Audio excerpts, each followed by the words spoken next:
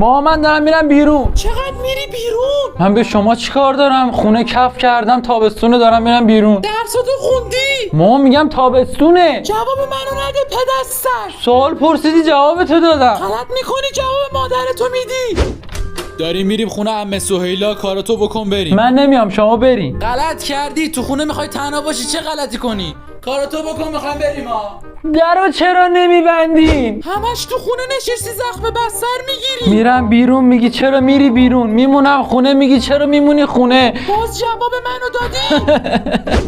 نیما بیا آشغالا رو ببر سر کوچه. باشه اومدم. بچه‌ها من میرم 5 دقیقه دیگه میام. ولش کن، خودم بردم. بچه بزرگ کردم خیر سرم.